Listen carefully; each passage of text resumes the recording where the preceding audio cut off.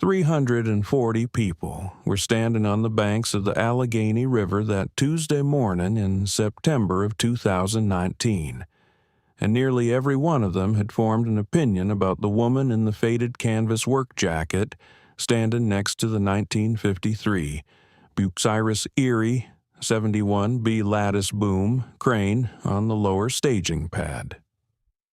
The opinion was not complicated. It was the kind of opinion that forms quickly and without much deliberation when you see 67 years of machine next to a woman who looks like she should be running a parts counter rather than a crane, and when you know that the job on the table is a 340,000-pound bridge lift on a river crossing where the current runs hard and the tolerances are measured in 1/16 of an inch. The opinion was wrong. The Manitowoc 18,000 that Hargrove Industrial Crane had brought in was worth approximately $1.2 million. It sat on the upper staging pad on a set of crane mats that had been placed by a 4-man ground crew the previous afternoon, and it wore the company's blue and silver livery on every panel, and its boom sections were bolted together with the precision of a machine that had been designed in a computer and built in a factory that made nothing else. The project superintendent from Hargrove, a man named Decker who wore a company-branded safety vest over a company-branded polo shirt, had walked the site the previous evening and had spoken to the bridge contractor's project manager for approximately 40 minutes. And at the end of that conversation he had produced a laminated lift plan from a folder he was carrying, and the project manager had nodded at it with the expression of a man who was relieved that someone had brought a laminated document. The woman in the canvas jacket had not brought a laminated document. What she had brought was a Bucyrus-Erie 71B that she had purchased in 1991 for $8,000 from an estate sale in Clarion County, and a lift plan that she had written in a spiral-bound notebook with a mechanical pencil, and 28 years of operating experience on the same machine, and a knowledge of that river's current and the bridge's existing structural geometry that she had spent 3 days acquiring by walking the site with a measuring tape and a level and a notebook, the same way her father had taught her to read a job before she ever touched a stick. Her name was Ruth Callaway. She was 51 years old. She had been running cranes since she was 23, when her father handed her the controls of his own 71B on a summer afternoon in 1991 and told her to pick up a concrete culvert section and set it clean. And she had done it on the first try. And he had nodded once and walked back to the truck, and that was how the conversation about her career had concluded. Now, I need to stop here and explain something, because without this next part, the rest of what happened on that riverbank doesn't make sense. The Bucyrus-Erie 71B is not a machine that most people in the heavy lift industry in 2019 would have chosen for a 340,000-pound bridge lift. It is a crawler crane from an era when crane design was governed by the principle that if you wanted something to be strong, you built it with enough steel that the question of strength never came up again. The 71B was built by the Bucyrus-Erie Company of South Milwaukee, Wisconsin, beginning in 1947, and the design ran through 1961. And in that time, the company built a machine that weighed approximately 165,000 pounds in its standard configuration and was rated to lift 200 tons at a 20-foot radius. The boom on Ruth Callaway's 71B was 120 feet of lattice steel that she had rebuilt herself over the course of 2 winters in 1998 and 1999, replacing corroded cord members and repinning every connection point with new hardware that she had machined herself on a lathe in her shop in Kittanning, and the result was a boom that was, by the measurement of anyone who looked at it carefully, in better structural condition than it had been when it left the factory. I want you to stay with me here because this is the intellectual key to everything that happened on that river that morning. The Manitowoc 18,000 is a magnificent machine. It produces its rated capacity through a system of hydraulic controls and computer-assisted load management that tells the operator, in real time, what percentage of capacity the machine is carrying, and it will refuse certain operations if the load moment exceeds a threshold that its onboard computer has determined is unsafe. This is genuinely useful. In most lifting situations, in most conditions, this system protects the machine, the load, and the people around it. But the Allegheny River Bridge lift that Tuesday morning was not most conditions. Here is what the conditions were. The existing bridge span that needed to be removed weighed 340,000 pounds, which was within the rated capacity of both cranes at their respective radii. But the span had been in place since 1962, and the bearing pads on the east abutment had corroded into the beam seats in a way that the Hargrove crew's pre-lift inspection had noted but had characterized as minor. Ruth Callaway had characterized them as not minor. She had spent 45 minutes on her knees in the mud under the east abutment with a flashlight and a pry bar, and what she had found was that the bearing pads were not merely corroded, but were mechanically bonded to the beam seats in a way that would require the lift to break them free, and that breaking them free would introduce a dynamic load spike into the lift sequence at an unpredictable moment, and that the magnitude of that spike was something she had estimated at between 12 and 18% above static load, and she had written that number in her notebook and incorporated it into her lift plan, and she had mentioned it to the project manager, and the project manager had relayed it to Decker, and Decker had looked at her for a moment with the expression of a surgeon who has been offered a second opinion by someone who learned medicine from a book, and then he had said that his load management system would handle dynamic conditions, and he had said it in the tone of a man who considered the conversation finished. Ruth Callaway had nodded once and walked back to her machine. Let me tell you what she had built in that machine over 28 years, because this is the part that Decker's load management system did not see coming.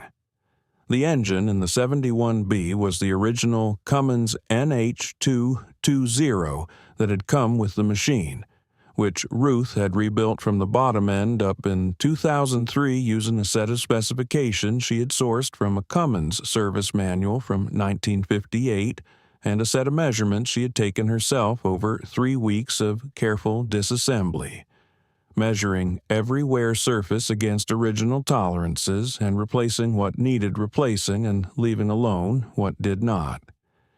The result was an engine that produced its rated 220 horsepower at 2,100 revolutions per minute, which was not remarkable, but that produced its peak torque of 590 foot-pounds at 1,400 revolutions per minute, which was the number that mattered. At 1,400 revolutions per minute, that engine was not asking the question of whether it could maintain load. It had already answered the question. The hoist drums on the 71B were mechanical friction drums, controlled by levers that connected through a mechanical linkage to brake bands and clutch packs that Ruth Callaway had adjusted and readjusted so many times over 28 years that she knew, by feel, through the lever, what the drum was doing at every moment. There was no computer between her hands and the load. There was steel cable, a drum, a brake band, a clutch pack, a lever, and her hands. That was the entire system. The Manitowoc 18,000's load management computer, by contrast, was designed to respond to load changes in approximately 0.3 seconds, which is fast. Ruth Callaway's response time through a mechanical system she had operated for 28 years was, by the measurement of anyone who had watched her work, not distinguishably different from instantaneous. The morning of the lift, the temperature on the river was 54 degrees Fahrenheit, and there was a light current from the northwest that was moving the water at approximately 3 knots, and the air carried the smell of river mud and diesel exhaust, and the particular metallic cold that comes off moving water in September. The Hargrove crew had arrived at 6 in the morning and had spent 2 hours rigging the Manitowoc 18,000 for the lift, attaching the spreader bar to the hoist hook and running the rigging down to the lift points on the bridge span.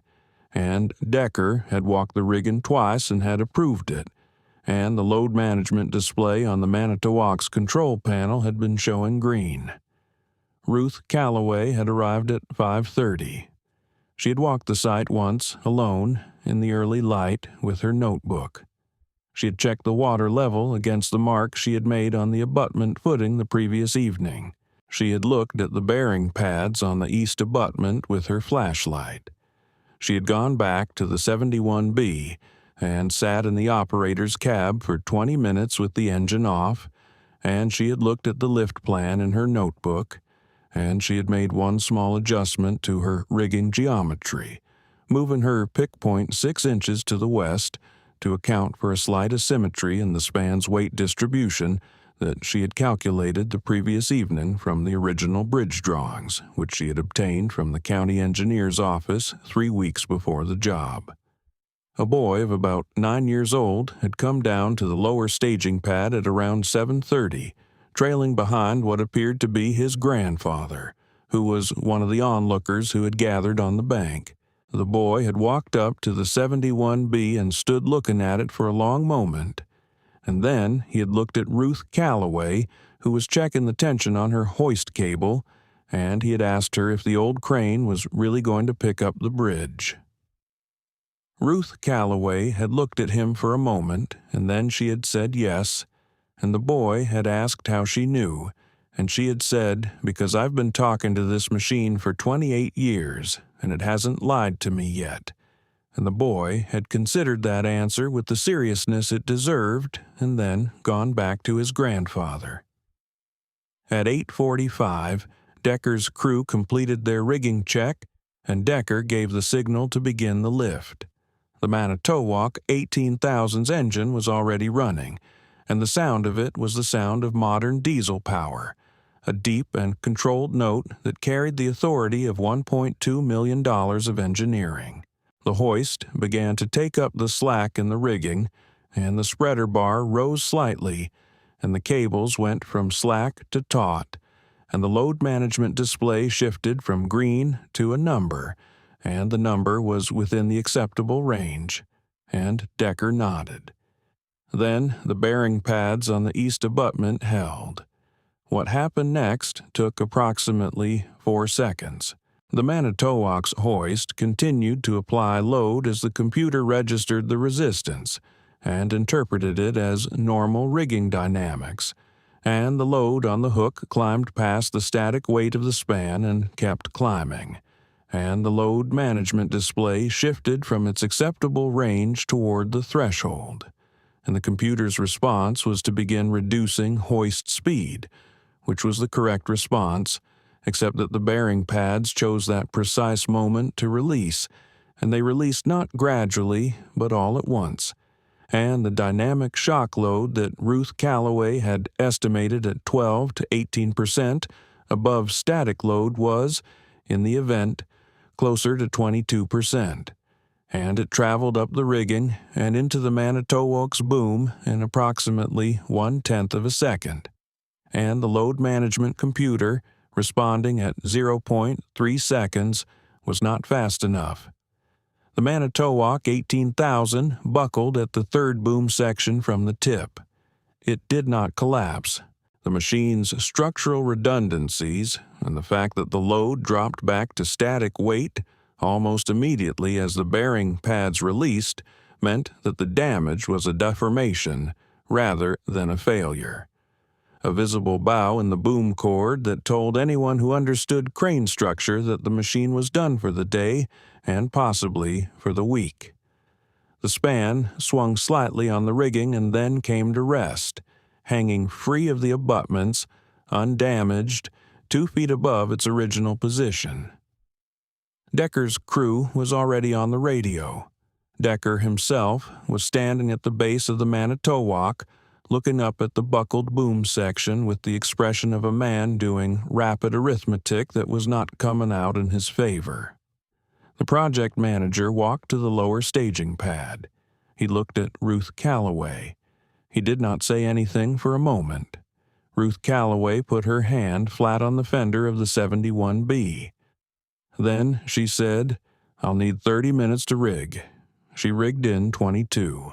The 71B's rigging configuration for the pick was a 4-part line on the main hoist, with a custom spreader bar that Ruth Callaway had fabricated in her shop in 2007 for a similar lift on a highway overpass in Armstrong County, and which she had loaded into the back of her lowboy trailer for this job without mentioning it to anyone, because she had looked at the bridge drawings 3 weeks ago and had thought it was possible she would need it.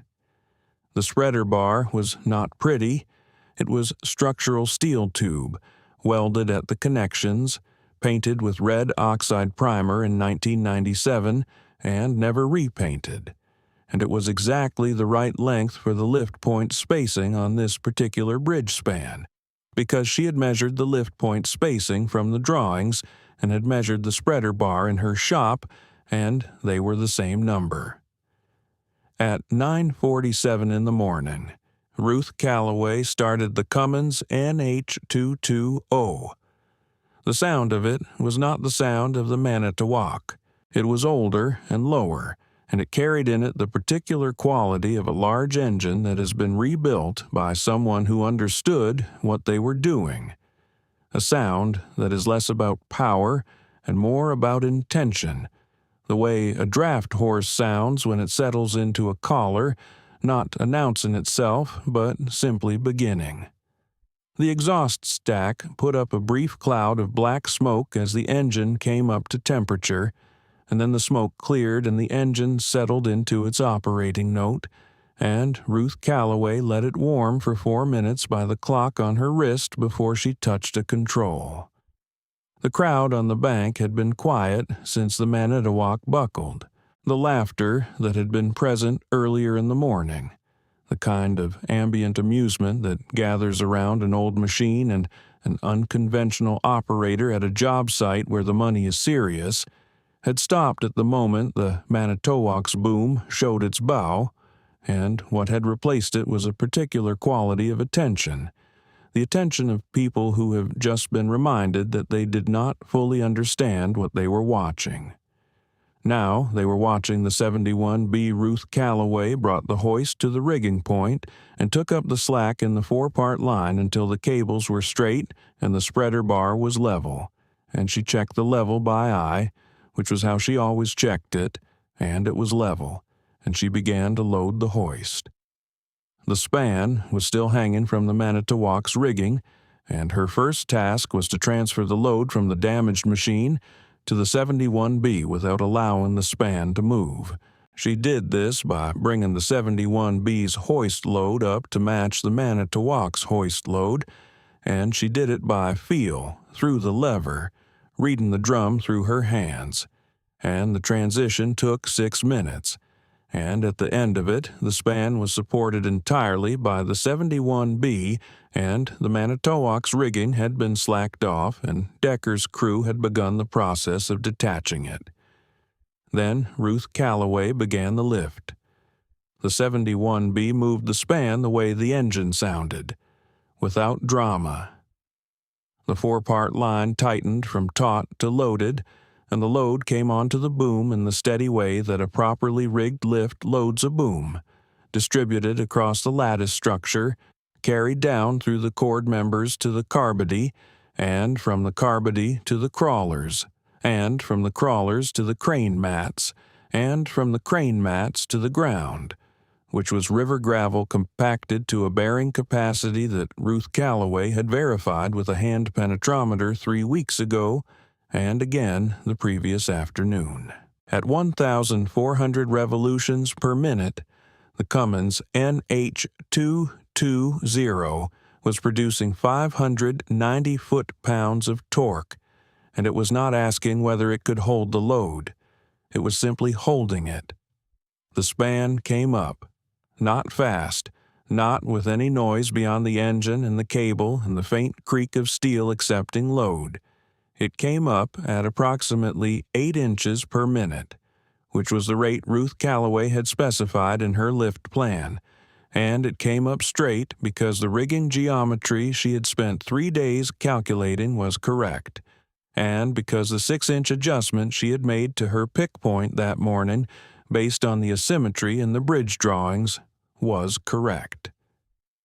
At the 30-foot mark, she paused the lift and held the load for 2 minutes, checking the boom deflection by eye against a reference mark she had made on the boom cord with a grease pencil the previous afternoon.